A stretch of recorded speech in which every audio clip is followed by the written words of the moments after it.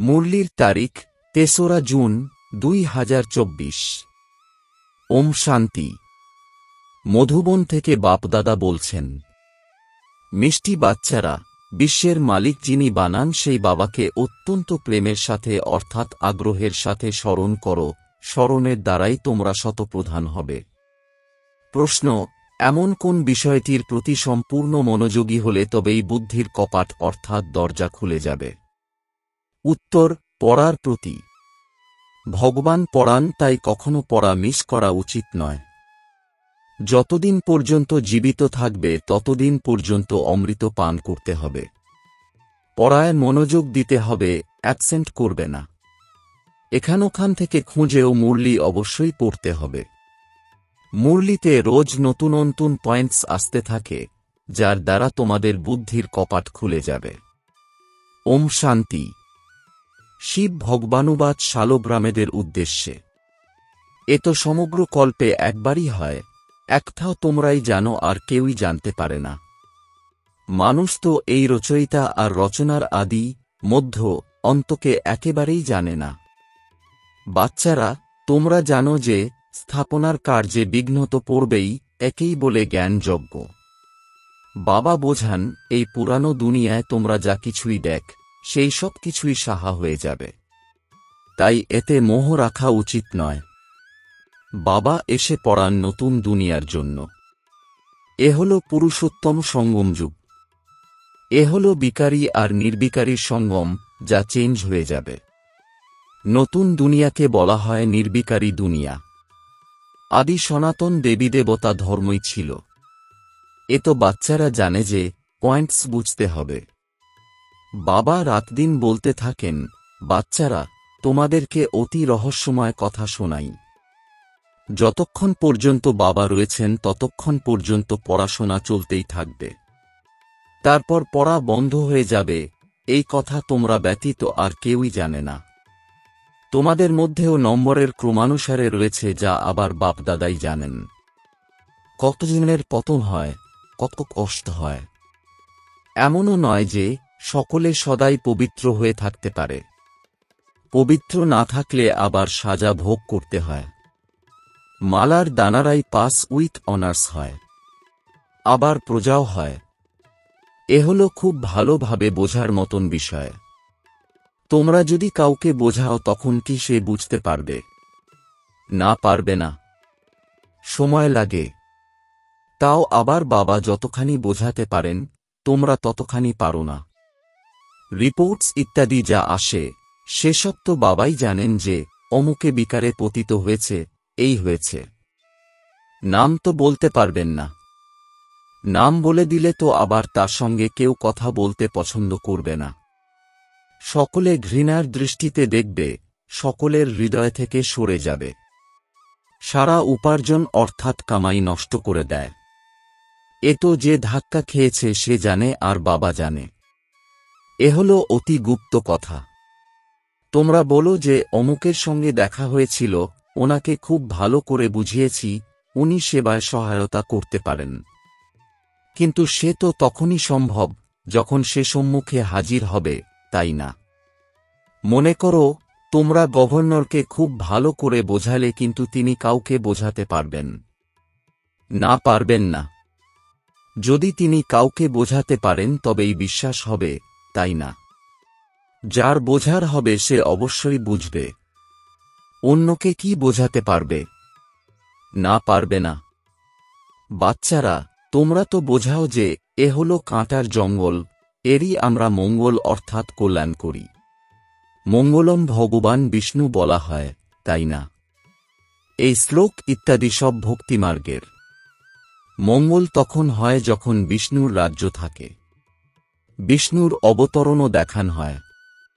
বাবা তো সবকিছুই দেখেছেন।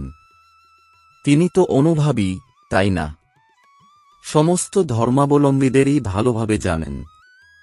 বাবা যার শরীরে আসবেন, তার পার্সোনালিটি তো বিশেষ হওয়া চাই, তাই না? তবেই বলা হয় যে অনেক জন্মের অন্তিমে যখন ইনি এখানকার অর্থাৎ সাকার লোক সর্বাপেক্ষা অধিক অনুভবী হন, তখন আমি এনার মধ্যে প্রবেশ করি। তিনিও সাধারণ, ব্যক্তিত্বের অর্থ এই নয় যে রাজরাজত্ব রয়েছে। না, এনার অনুভব তো অসীম। অনেক জন্মের অন্তিম লগ্নে এনার রথেই অর্থাৎ শরীরে আসি। তোমাদের বোঝাতে হবে যে এখন রাজধানী স্থাপিত হচ্ছে, মালা তৈরি হয়। এই রাজধানী কিভাবে তৈরি হচ্ছে, কেউ রাজারানী, কেউ আবার কি হচ্ছে, এসব কথা তো একদিনেই কেউ বুঝতে পারবে না। অসীম জগতের পিতাই অসীম জগতের উত্তরাধিকার দেন। ভগবান এসে বোঝান, তাও কি সবাই পবিত্র হবে? না, হবে না। অতি কষ্টে কেউ কেউ হবে। একটা বুঝতেও তো সময় চাই। কত সাজাভোগ করে, শাস্তিভোগ করে প্রজা হয়। বাবা বোঝান, বাচ্চারা, তোমাদের অতি মিষ্টি হতে হবে, কাউকে দুঃখ দেবে না। বাবা আসেনি সকলকে সুখের রাস্তা বলে দিতে, দুঃখ থেকে মুক্ত করতে। তাহলে আবার অন্য কাউকে কিভাবে দুঃখ দেবে? বাচ্চারা, একটা কেবল তোমরাই জানো, বাইরের লোকেরা সহজে এ কথা বোঝে না। যা কিছু সম্পর্ক ইত্যাদি রয়েছে, শৈশবের থেকে মায়া কাটিয়ে উঠতে হবে। ঘরে থাকতে হবে, কিন্তু নিমিত্ত মাত্র হয়ে। একটাও যেন বুদ্ধিতে থাকে যে এই সমগ্র দুনিয়াই সমাপ্ত হয়ে যাবে, কিন্তু এই খেয়ালও কারোর থাকে না। যে বাচ্চারা অনন্য হয়, তারা বোঝে, তারাও এখনই তা শেখার পুরুষার্থ করতে থাকে। অনেকে ফেলও করে যায়। মায়ার চক্কর অনেক চলে। সেও অর্থাৎ মায়াও অতি বলবান। কিন্তু এই কথা কি আর কাউকে বোঝাতে পারবে? না, বোঝাতে পারবে না। তোমাদের কাছে আসে, বুঝতে চায়, এখানে কি হয়, এত রিপোর্টস ইত্যাদি কেন আসে। এইসব লোকেদের আবার বদলি হতে থাকে, তখন আবার এক একজনকে বসে বোঝাতে হয়। তখন তারা আবার বলে, এ তো অত্যন্ত ভালো সংস্থা। রাজধানী স্থাপনার বিষয়ে অত্যন্ত গুহ্য, গোপনীয়। বাচ্চারা অসীম জগতের পিতাকে পেয়েছে, তাই তাদের কত উৎফুল্ল থাকা উচিত। আমরা বিশ্বের মালিক অর্থাৎ দেবতা হতে চলেছি, তাই আমাদের মধ্যে অবশ্যই দৈবী গুণ থাকা উচিত। এইম অবজেক্ট অর্থাৎ লক্ষ্যবস্তু তো সম্মুখেই রয়েছে। এনারা হলেন নতুন দুনিয়ার মালিক। এ কথা তোমরাই বোঝো। আমরা পড়ি অসীম জগতের বাবা যিনি নলেজফুল, তিনি আমাদের পড়ান। আমরা এই নলেজ পাই অমরপুরী বা হেভেনে যাওয়ার জন্য। আসবে তারাই যারা প্রতি কল্পে রাজত্ব নিয়েছে। পূর্বকল্পের মতোই আমরা আমাদের রাজধানী স্থাপন করছি। এই মালা তৈরি হচ্ছে নম্বরের ক্রমানুসারে। যেমন স্কুলেও যারা ভালো মতন পড়াশোনা তারা স্কলারশিপ পায়, তাই না?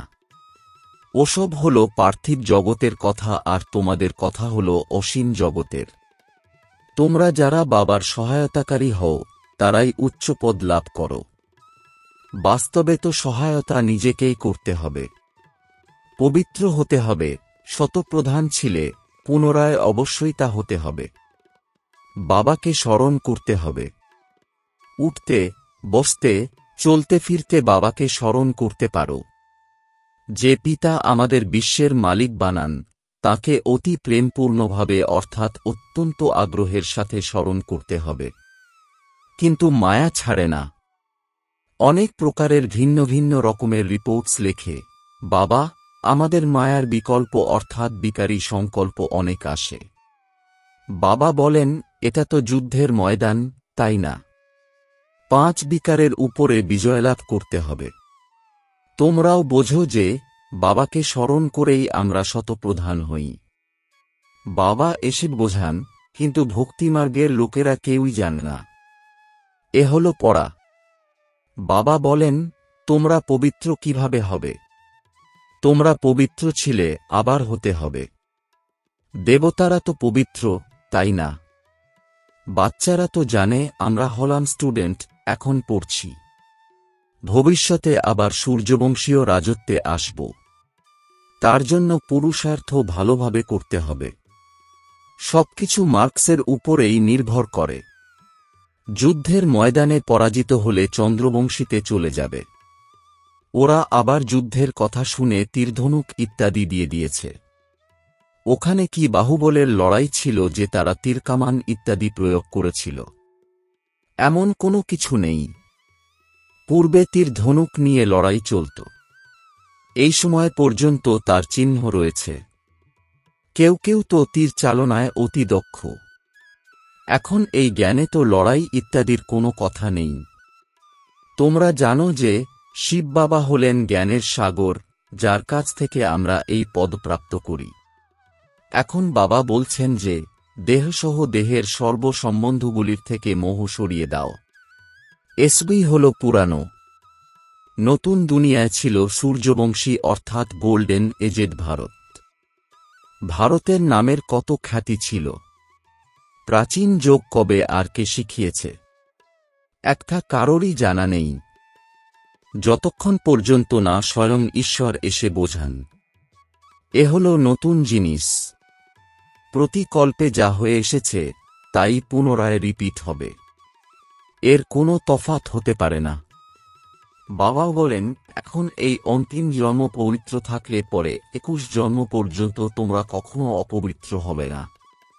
বাবা কত ভালোভাবে বোঝান, তাও সকলেই কি একর্স হয়ে পড়া করে? না, পড়ে না। রাত দিনের পার্থক্য। আসে পড়ার জন্য, কিন্তু একটু পড়েই পালিয়ে যায়। যারা ভালো মতন পড়ে তারা নিজের অনুভবও শোনায়, কিভাবে আমরা এসেছি, তারপর কিভাবে আমরা পবিত্রতার প্রতিজ্ঞা করেছি। বাবা বলেন, পবিত্রতার প্রতিজ্ঞা করে পুনরায় যদি একবারের জন্য পতিত হও তবে সব উপার্জন নষ্ট হয়ে যাবে। ভিতরে ভিতরে তা আবার নিজেকে দংশন করবে। কাউকে বলতে পারবে না যে বাবাকে স্মরণ করো।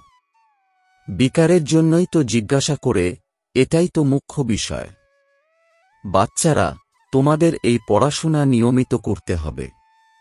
বাবা বলেন, আমি তোমাদের নতুন নতুন কথা শোনাই। তোমরা হলে স্টুডেন্ট, তোমাদের ভগবান পড়ান। তোমরা হলে ভগবানের স্টুডেন্ট। এমন উচ্চ থেকেও উচ্চ পড়াকে তো একদিনও মিস করা উচিত নয়। একদিন যদি মুরলি না শোনো তবে অ্যাবসেন্ট হয়ে যাবে। ভালো ভালো মহারথীরাও মুরলি মিস করে। তারা মনে করে যে আমরা তো সব জানি। মুরলি না পড়ি তো কি হয়েছে?